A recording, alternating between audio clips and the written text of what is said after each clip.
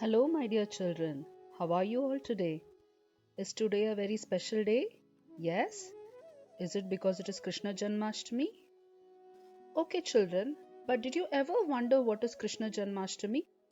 Or who is this person called Krishna?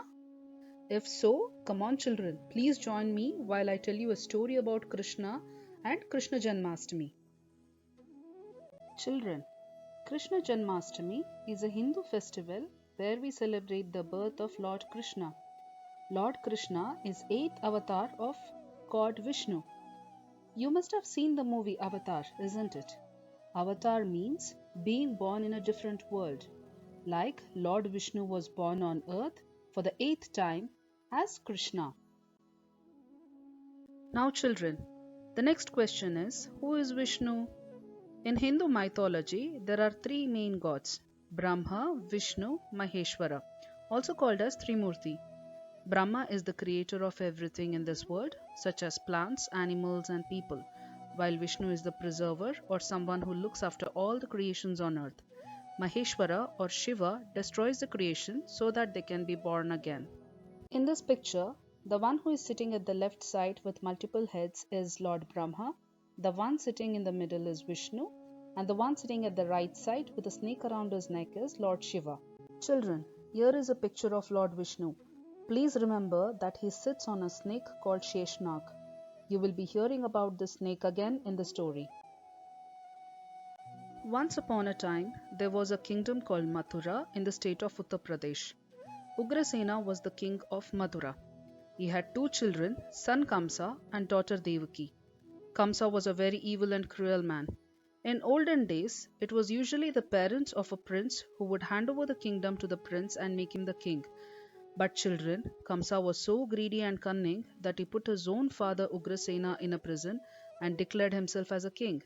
He was a dictator who believed that he was very powerful and hence did not treat the people of his kingdom with kindness. Hence, the people of Mathura were very unhappy. There came a good news during these unhappy days of Mathura. Princess Devaki was getting married to King Vasudev. Everyone in Mathura were very happy. During the day of wedding, Kamsa decided to drive Devaki's chariot himself to drop her home. While doing so, he heard a magical voice from the sky that said, "Kamsa, your evil rule has come to an end. Devaki's eighth son will kill you and end all the evilness in this world." Hearing this, Kamsa got very scared.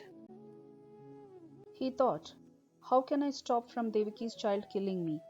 He then decided to kill Devaki, as without Devaki, her son will not be born. When Kamsa raised his hand to kill Devaki, Vasudeva begged him not to do so and that he himself will give all of his children to Kamsa as soon as they are born.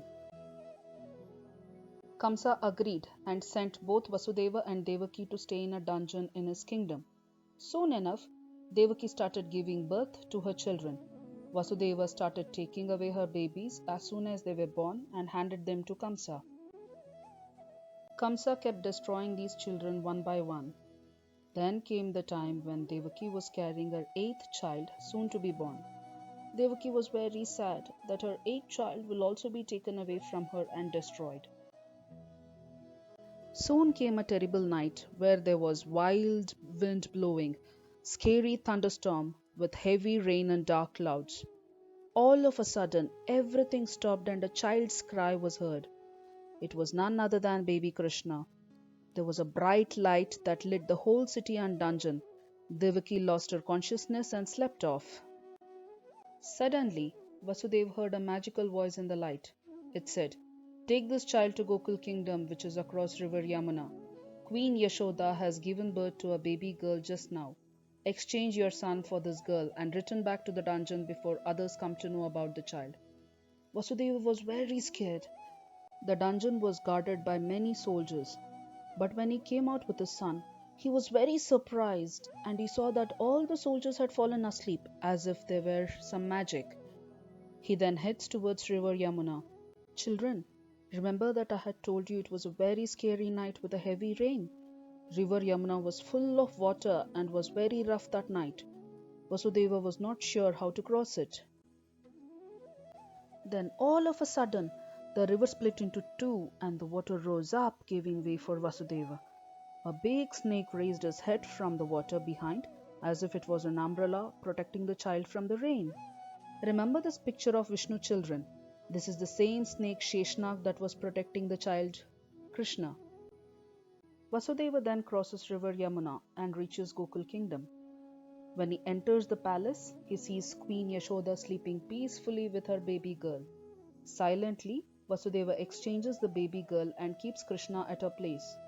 He comes back to Mathura with the baby girl the same way by crossing river Yamuna and being protected by Sheshnag. Once he reaches dungeon, the baby girl starts crying loudly and the soldiers are woken up. They tell Kamsa that Devaki's eighth child is born. Kamsa takes away this child and tries to kill her, but the child starts floating in the air. Suddenly, baby girl transforms into goddess Durga, who angrily says, "You foolish Kamsa, nothing can stop you from being killed now. Devaki's eighth son is born and is in a safe place. He will kill you no matter what you do to stop him." Kamsa got very scared, and in this confusion, he freed Vasudeva and Devaki. While this happens, everyone in Gokul kingdom were celebrating the birth of Queen Yashoda's child. They did not know that this was a baby boy exchanged with the actual daughter she gave birth to. Neither did they notice that this baby boy was not an ordinary child, but a baby with blue skin, a very enchanting smile, and a bright big eyes, who was Lord Vishnu himself. Yashoda loved Krishna as her own child and pampered him. So, you see, children, this is how Krishna was born to end all the evil in this world. And this is why we celebrate Krishna Janmshtami. So, children, what do we do on Krishna Janmashtami? We worship Lord Krishna with flowers, put him in a cradle, and swing him, isn't it?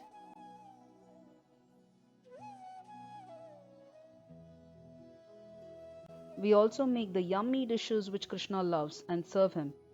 We also keep small idols of Krishna and his parents like we do for Jesus during Christmas, isn't it? We draw small footsteps of baby Krishna entering our house. And we also dress up like Krishna and take pictures. Girls dress up like Radha, who is Krishna's wife. So, my dear children, shall we end this story here? See you soon. Happy Krishna Janmashtami, and please don't forget to click the like button and subscribe. Bye bye.